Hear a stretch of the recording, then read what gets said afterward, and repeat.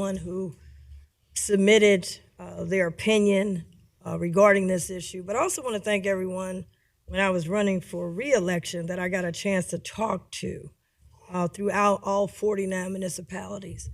I think it's important, I always say that, just full transparency. I have always been a fan of the Bengals on the downside and the upside, sometimes in the old stadium when nobody was there. And I think Bengals Gym, we know each other there.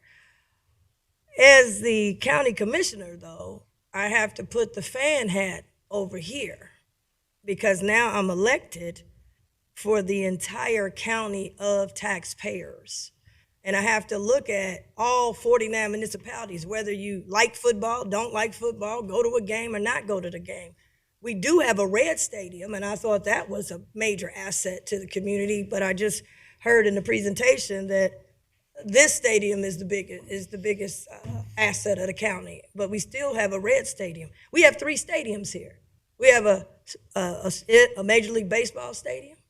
We have an NFL stadium, and then we have a Major League Soccer stadium. So we're blessed to have these 3 stadiums.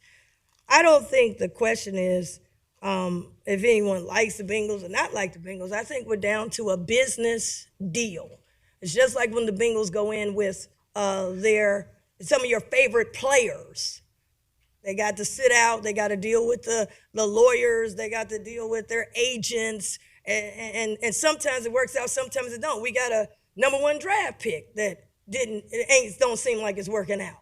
So now we down to the business side, and the NFL commissioner, he's all about the business. He wants the TV rights. He wants the rights to the outfit, to the uniforms. They've got rules. It's a business. And so while, I think we do a fantastic job, we got great fans all over the country, but the reality is only certain people got to pay for everything. If I'm from Dayton, Kentucky, I don't pay for the stadium, I pay for my ticket to go. If I'm from Dayton, Ohio, if I'm from Orlando, Florida, I don't pay for the maintenance and the upkeep, and I'm not on the hook. So we've got to look at the last lease that we had, which is still the lease. We got to deal with facts. It's still the lease. We don't have a new lease. We under the 1997 lease. And what was voted on was to extend this 1997 lease, still current today, until we get a replacement lease. And I want to make sure, because people felt like we were not transparent, not us, because we weren't here, but the last group of commissioners were not transparent. In 1997, voters went to 1996, they went and voted for 2 stadiums, but they didn't vote for this lease. They were high-fiving, we were jumping, we got it done, and they were promised 30%. If you didn't care about football, you as a homeowner could benefit because you're supposed to get a 30% rollback. And we were high-fiving. The mistake we made is we didn't read the fine print. So now we're in 2025, and we can't make that mistake again. We can't high-five on a letter of intent. We can't high-five on a memorandum. Letter of intent, look it up. It's unenforceable. Anybody that's a lawyer, but you can Google it now, so everybody can be a lawyer. It says it's unenforceable, it's not binding, and it's not a deal. So to write and have all these big headlines to the bloggers, we gonna get some of the ESPN. I'm in PR, so I know a PR thing when I see one, because that's what I'm in. That's my field. We had everything saying we got a deal done, we got a lease. I was on a live television, one of the news people. They said, what? We ain't got no lease? This here says, resolution authorizing the county administrator to execute a lease agreement between Hamilton County and the Bengals, Inc. That's 1997. Now, 2005, what was voted on?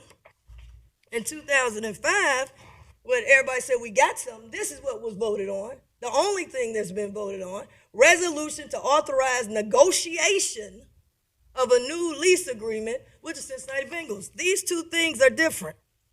They're not the same. One is a lease, 1997. One says enter a negotiation, which we thought we was already doing. This is the inter-negotiation.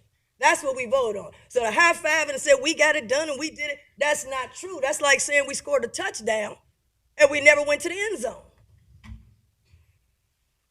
This one in the end zone, touchdown. This one, we got the football and we on the 50-yard line getting ready to kick the ball to the other team. Two different things. So we're just now getting to try to negotiate this. Now, where the taxpayer got screwed is on this. They even voted somebody out of office. Got them out of there. Because in 1987, 96, we were high-fiving. We got a deal. And then the people said, wait a minute. When I had to read, now look, when you get into this contract, Board of Commissioners, Hamilton County and Cincinnati Bengals, May 29, 1997, you got to deal with Article 1, definitions. You got to Article 2, lease premises. You got to deal with Article 3, ownership and interest. You got to deal with Article 4, construction of the project. What goes on with that? You got to deal with Article 5. What's the term of the lease? You got to deal with Article 6. What and rent? They did rent. Now they stopped paying rent. Did a 10 years, and then we did I think adjustment. But they paid $1.7 million in 1997 rent dollar value. We talking about $1 million in 2025 dollar value. So to say that we paying market rent, is it? I need my real estate people to come here. Is it really market? Because they paid $1.7 million in the original lease, and then went down to $1.6 million, and then $1.5 million. Now eventually they got down to no money when people stopped looking. They went down to no money, no rent. So is it really market? I need to bring in my evaluators of what's the square footage, how much is, that's what you do in a business deal. But rent is in here, base rent, number 24 in this original lease. Manner of time of the payment tells it, then it has a whole section on taxes, how they ain't got to pay no taxes. Real estate taxes, responsibility of the taxpayer. We'd love to be tax-free, wouldn't we? Then there's another, go Article 8, use of the stadium. The naming rights, the ticket rights, the suite rights, all this got to be put in writing. This ain't a PowerPoint. This is all in writing. Article 10, revenue rights and other payments, that's in writing. Team use day revenue, naming rights, all of that. Management of the stadium, we gave away management. That's why we can't get in there. We can't walk over there right now unless we buy a ticket. I got to buy a ticket to walk over there. If we own the stadium, if I want to just look around. We gave away management. Game day operations is in there. All the responsibilities. Utilities. The taxpayers pay the utilities. That's in the contract. That ain't in the LOI. We got some utility stuff over there. Then it goes in Article 12, conditions of the stadium, enhancements. I mean, these are important things. Article 13, maintenance and repair. I mean, this is what goes into a contract. It's very complex. That's not in the LOI. Transfer of the team's franchise. It's written in there. We got a state law now called the Modell Law, where if you take some public money, you can't leave. Is that going to be in here? We got to have all this stuff in here. Assignments and subletting. It's all in here. Article 19, waiver of certain claims and all that. It has, let me see how many articles. It has parking. We still giving away over 97% of the parking. So how are we bringing in revenue and we giving away revenue? So all of this is 33 articles, and under there they've got lots of stuff. And we got to pay attention because the last group did not pay attention to the fine print, and the taxpayers got ticked. They felt they got duped. It was sold with the media. Oh man, we did it. We passed it. It's wonderful. And then when they got this, the media started getting into it and exposing what's in the actual lease, the whereases, the thus, the commas, the periods. That's our job to do the due diligence. So I can't get excited about a concept. We always get excited. We're going to go to the Super Bowl. We're going to win it. But then we got to actually win it. Right? So those are the things that I have. Now, these people that wrote in, there was some interesting comments. Property taxes is the #1 issue right now. That's #1. And more people own homes than go to the Bengal games. The Bengals is 9 games, and we're going to guarantee them $350 million. And over 200,000 people own homes, and they were promised 30%.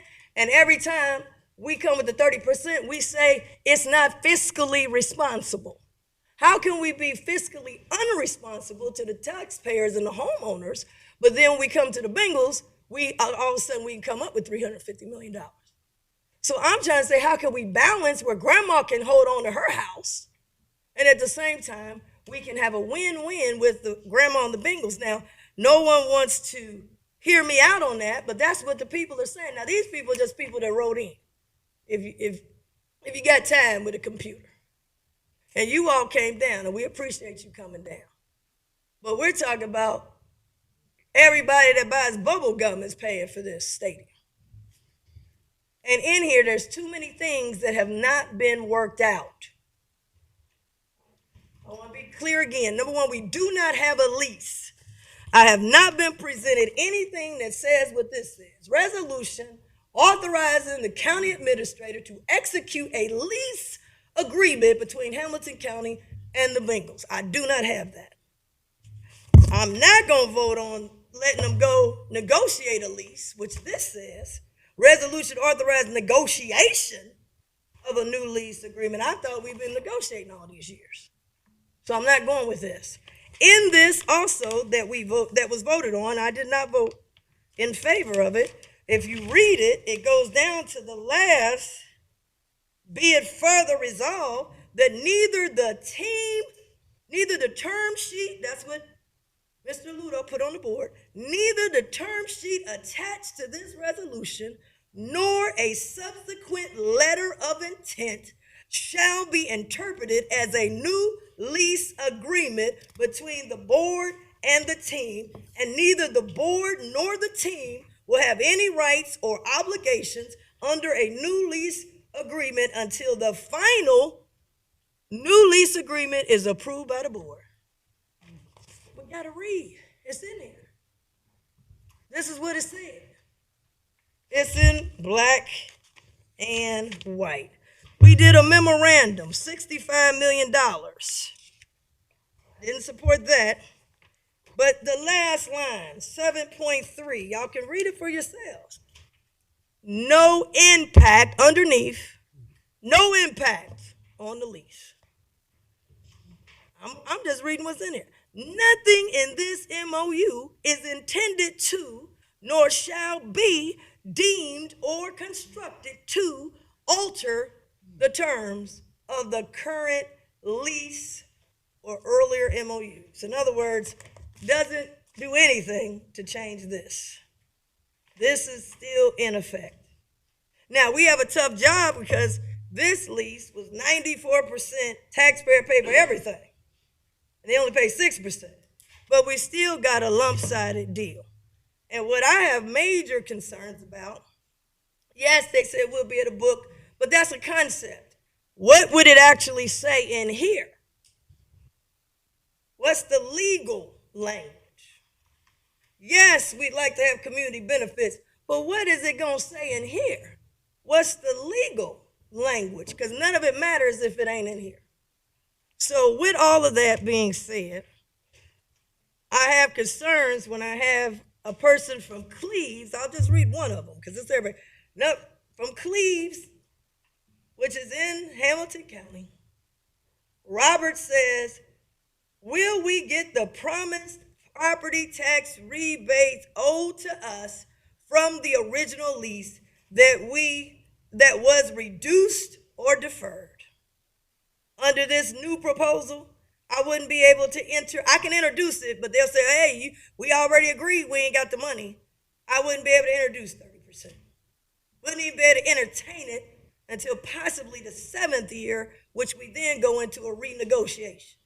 So property tax people, you will not get what you were promised.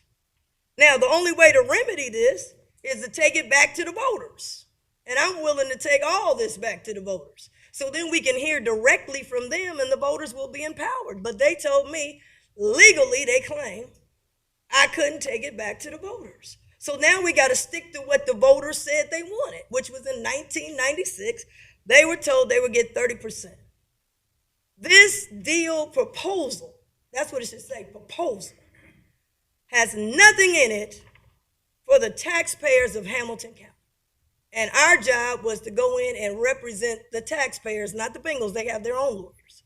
We were supposed to run out of here and say, listen, taxpayers, this is what we gave you. You're going to get 30% for your property tax rollback. We didn't do that.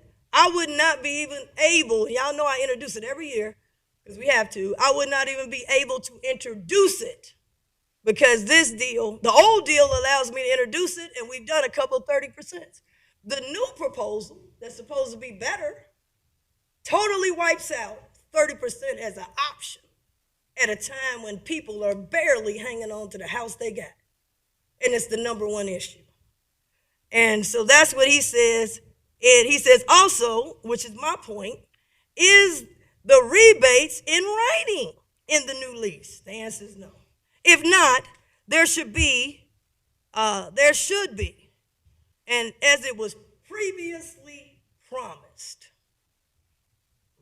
And there's more who add about that. I want to emphasize, so they can't say, well, this, just Commissioner Reece and this and this. Let me be clear. The state of Ohio, state Speaker of the House, so this ain't a Democrat Republican because he's Republican. He on Willie Cunningham and then went to the floor and he said no to giving the Bengals any money. He went on to the state reps on the floor. If they had some amendments, it went nowhere. They came out with a budget from the House of State Representatives, $0 for the Cincinnati Bengals. So they said, oh, we don't want to lose them. If you don't do this, we'll lose them. State of Ohio said no, $0, but gave $600 million to the Bengals. So now the budget moved, and we were running up and down. We sending letters and all this. Supposed to had meetings. Roger Goodell went up there. I guess he only told him to go with Cleveland because Cleveland came out with something. We didn't get anything. Let's go to the state Senate. So y'all can't say, oh, this is just Commissioner Reece. She just state Senate of Ohio State Senate. They had a chance to get it done. They came out with no for the Bengals, $0 in their proposal. $0. So then they said, we go to this thing called conference committee where you got the House of Representatives with one budget, you got the Senate with another budget. They said, oh man, we can really get something done and we can get it in. Went to the conference committee led by Republicans. So I just want y'all to know this ain't no political thing. You got Democrats and Republicans. No Democrats put no amendments forward that got passed. No Republicans put any amendments forward that got passed for the Bengals. Go to the conference committee. Guess what? $0. They wasn't afraid. Say, man, if we do this, the Bengals gonna lead the state. And the Bengals mean a lot to the state of Ohio too. They gave them $0 from the conference committee. So then it moves from the conference committee. They said, man, we're gonna go to the governor. Man, I know he gonna veto this thing, man. $600 million for the Browns and $0 for the Bengals, and we gotta keep them. Well, DeWine took the ink pen out and signed the budget with $0 for the Bengals. So this ain't just some Commissioner Alicia Reece thing. Then you got the people running for governor, Democrats and Republicans. They were interviewed. They said they ain't for no money for the Bengals, and one of them gonna win. One of them was just in town in Indian Hill having a press fundraiser. And he was on record saying he wouldn't go with him. So this ain't just no Democrat-Republican issue. Then the Bengals put in their proposal, unbeknownst to the city, they put in their proposal in writing that they thought the city should put something in because they got the admission tax. Well, the media ran to the mayor and council, and guess what? They said no, $0. So my point to all of this is on the backs of just Hamilton County, and I'm saying we got to get a better deal. And these people were willing, these some big time people. I think the finance chair, they said he's a big Bengal fan. I mean, he's going to do something up at the state. And I think the administrator ran and sent him a letter, and we had lobbyists. He came back with $0. So my point to all that is that it's not a personal thing. It's a business thing on behalf of the taxpayers. And for me, I got to be transparent in that there is a difference legally between this, which is the same lease we under, and this, which is that's a proposal. Lastly, I want to say as we move toward the future, we're looking at 11 years, possibly. The other one was about 30 years. This is about 30. I want to say that the deadline didn't creep up on us. In 1997, it's already written in here. You already know the deadline. So we knew the deadline since 1997. This ain't just, oh man, the deadline, we're running, I don't know how we run out of time. When we had since 1997 to now to get it done. So I wanted to highlight that because some people have asked me, why did we wait to the last minute? And I wanted to make sure that was highlighted. My points have been the same as we are now going into a lease, hopefully. Here are my items. Number one, the 30% that was promised to the people must be in this lease. The taxpayers must be getting something. Whether they might not be able to go to the game, but they got to get something. That's number one. If we can't afford the taxpayers, then we might not be able to afford the deal. We got to look at that. We got to redo the numbers. We got to shuffle it and try to come up with a fair deal on behalf of taxpayers as well.